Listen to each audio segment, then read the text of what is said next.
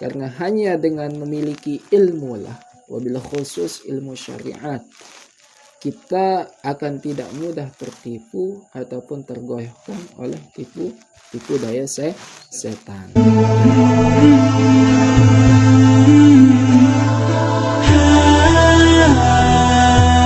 Assalamualaikum warahmatullahi wabarakatuh.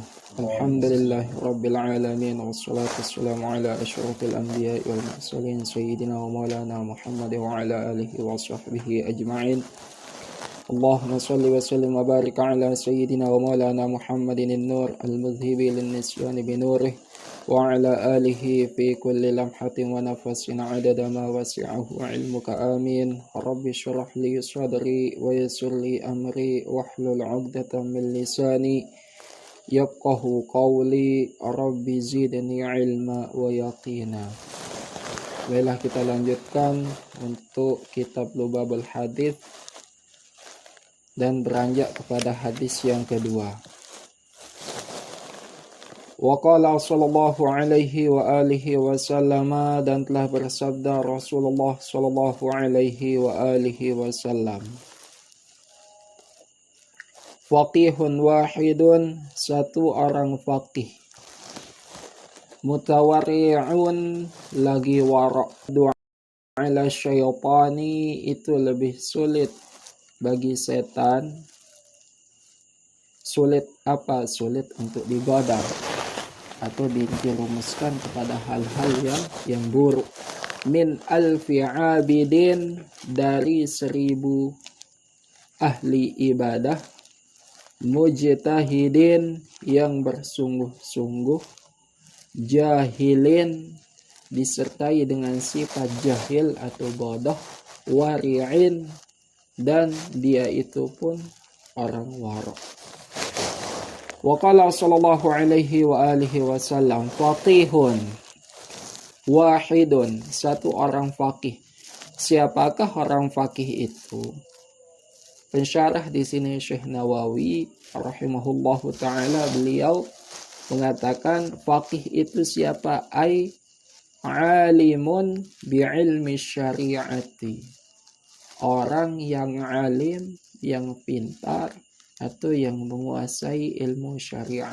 Itu yang disebut orang faqih. Orang yang benar-benar faqih itu adalah orang yang mendalam tentang ilmu syariat. Karena dia ilmu fiqh wabil khusus.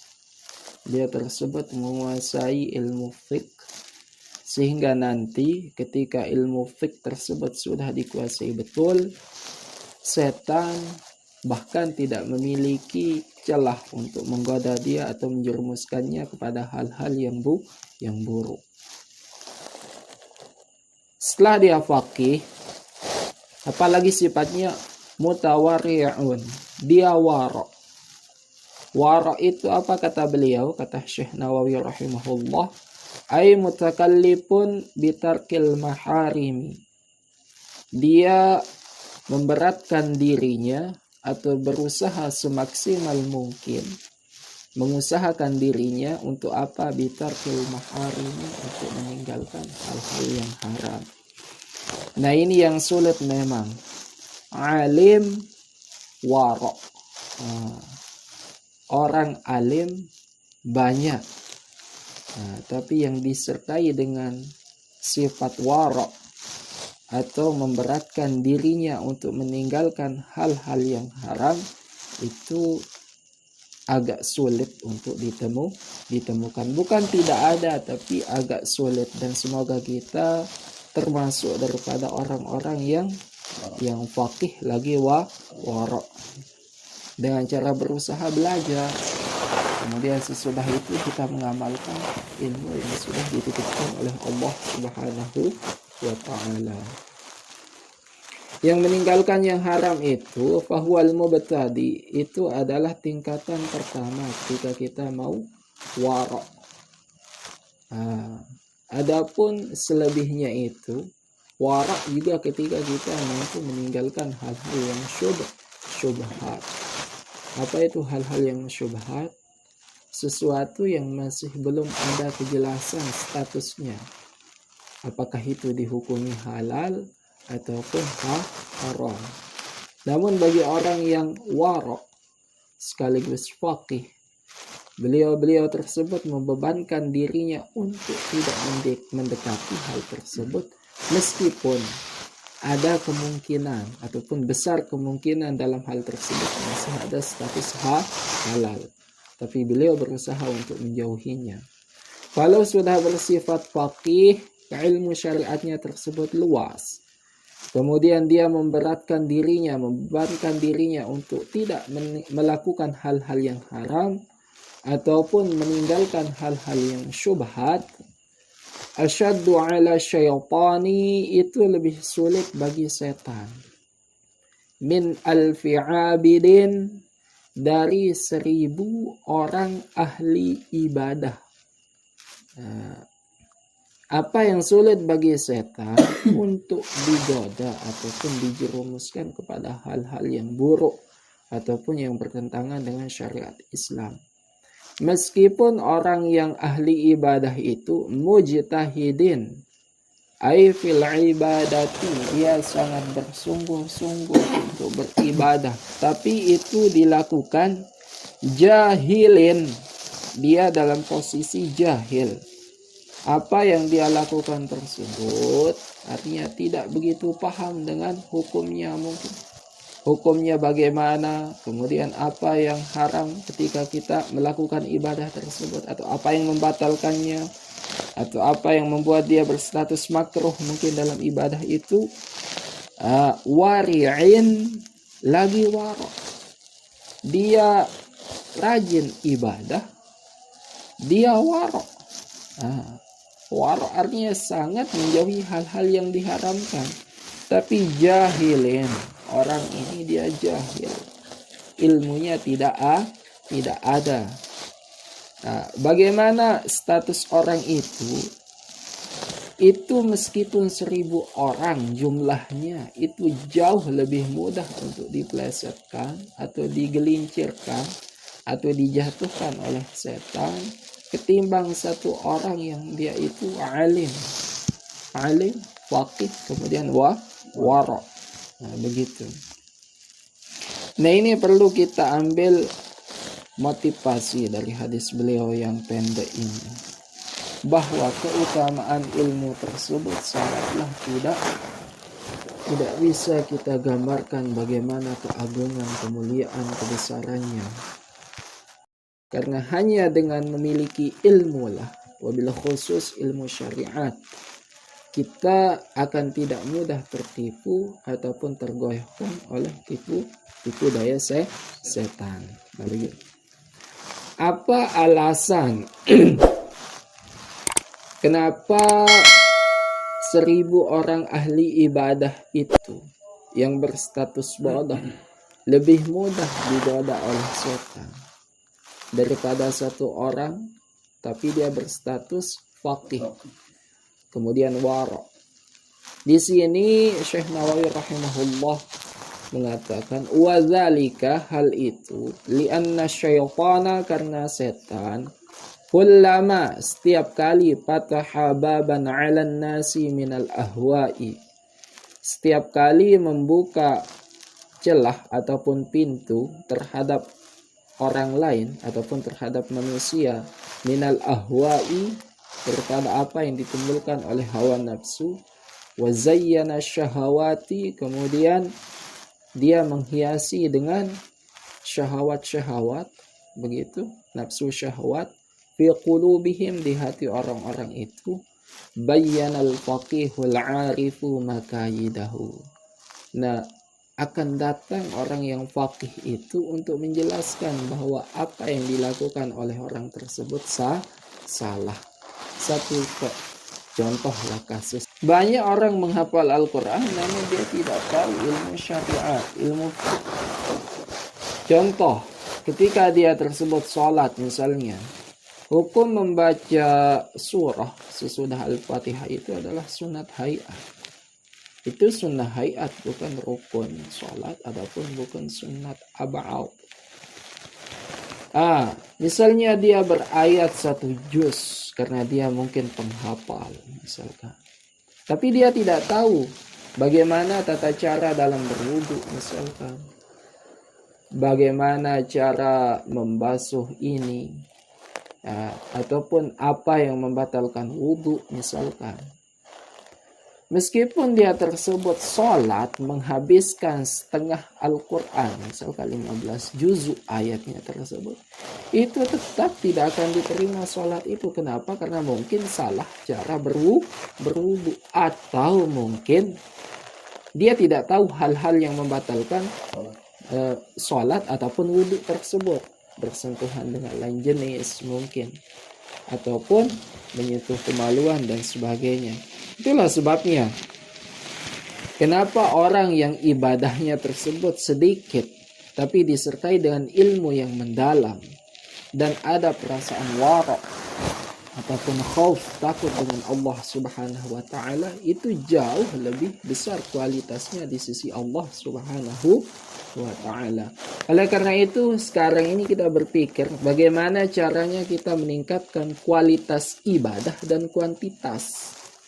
Bagaimana cara meningkatkan kualitasnya? Ya harus dengan banyak menuntut ilmu supaya ibadah yang kita lakukan itu berkualitas.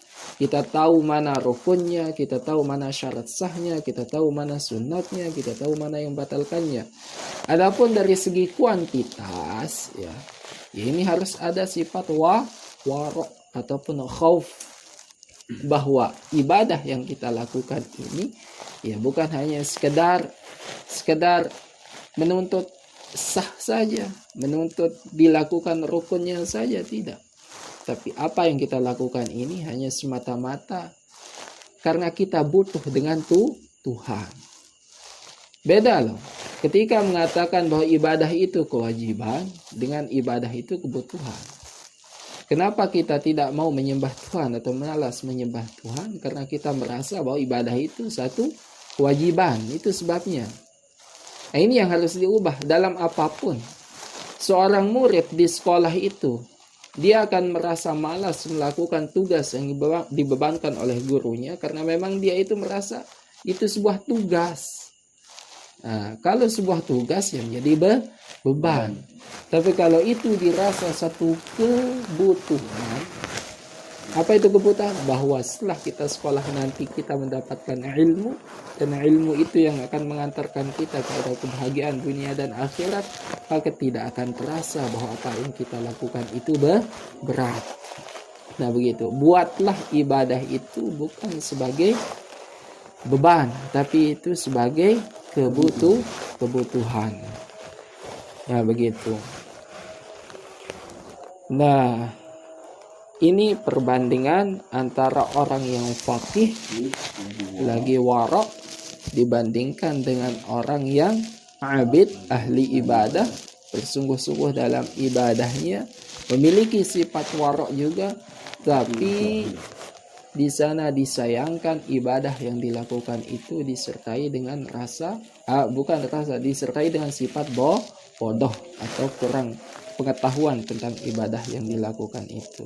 Nah, itulah hadis yang kedua. Kemudian hadis yang ketiga. Wa qala sallallahu alaihi wa alihi wasallam, dan telah bersabda Rasulullah sallallahu alaihi wa alihi wasallam. Fadlul alimi, kelebihan atau keutamaan orang alim. Siapa itu orang alim? Kata Syekh Nawawi rahimahullah, orang alim adalah al-amili bi'ilmi, orang yang mau mengamalkan ilmunya, itulah orang alim. Makanya begini, kalau kita ambil orang alim dengan orang pintar itu beda. Orang pintar itu dia pintar, memang ilmunya banyak, tapi mungkin ilmu itu menjerumuskan dia kepada hal-hal yang buruk. Tapi di sini bukan hanya sekedar pintar banyak ilmu. Dia memiliki ilmu luas sekaligus ilmunya itu diamalkan. Itulah orang alim. Keutamaan orang yang memiliki ilmu yang luas, kemudian ilmunya itu diamalkan, itu dibandingkan dengan siapa? Alal abidi, terhadap dibandingkan dengan orang-orang yang ahli ibadah yang tadi itu. Yang dia itu ibadahnya sungguh-sungguh, dia warok, tapi dia jahil begitu. Nah, meskipun di sini tidak ditaruhkan sifatnya abid di sini jahil ataupun dia tersebut warok, tapi akan kembali kepada yang tadi, bahwa dia hanya ahli ibadah, ilmunya tidak banyak. Nah, begitu. Bagaimana perbandingan itu? Kafadlil qamari lailatul badri, seperti perbandingan bulan di malam purnama, ala sairil kawakibi, dibandingkan dengan semua bintang-bintang.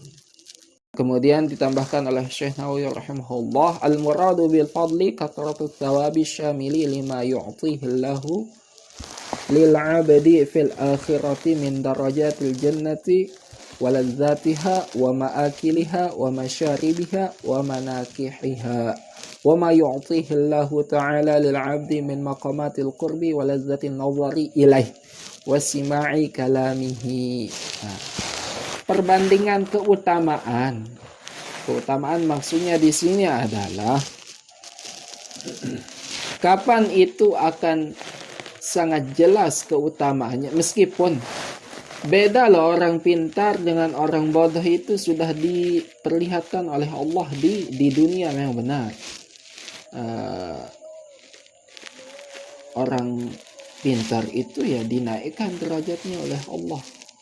Orang bodoh itu akan diturunkan derajatnya, meskipun kepintaran itu untuk menipu orang, tapi tetap orang yang pintar itu ya statusnya akan lebih dinaikkan oleh Allah daripada orang-orang yang bodoh. Itu di dunia. Tapi hadis ini akan nampak jelas perbandingannya orang yang alim, yang mengamalkan ilmunya tersebut, dengan orang yang bodoh yang tidak memiliki ilmu sama sekali. Itu esok. Apa itu perbedaannya? Kathratus thawabi, banyaknya pahala yang diterima oleh orang alim. Kenapa lebih banyak pahala yang diterima oleh orang alim daripada orang bodoh?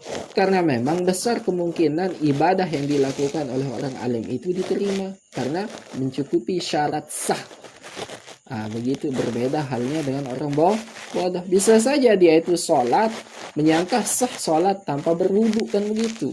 Padahal kenyataannya tidak begitu. Meskipun dia sholat, tapi besar kemungkinan mungkin tidak diterima karena dia tidak tahu tata cara sholat yang benar ataupun syarat sah dalam sholat tersebut. Begitu. Banyaknya pahala.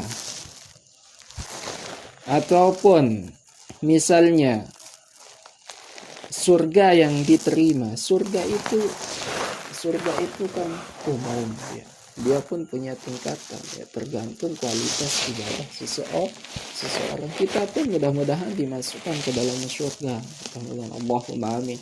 Tapi tidak pernah akan mendapatkan surga yang setinggi baginda Rasulullah Shallallahu Alaihi Wasallam. Kenapa? Karena tingkatan kita beda, kualitas ibadah kita beda, kedekatan kita dengan Allah Subhanahu Wa Taala berbeda. Kenapa itu berbeda? Ya karena ilmu kita beda, kualitasnya yang beda. Maksudnya kalau Rasulullah Shallallahu Alaihi Wasallam itu mendapatkan langsung dari malaikat Jibril alaihi salam. Kalau kita ini entah berapa ratus orang perantaranya baru sampai kepada kita. Itulah sebabnya derajatnya berbeda.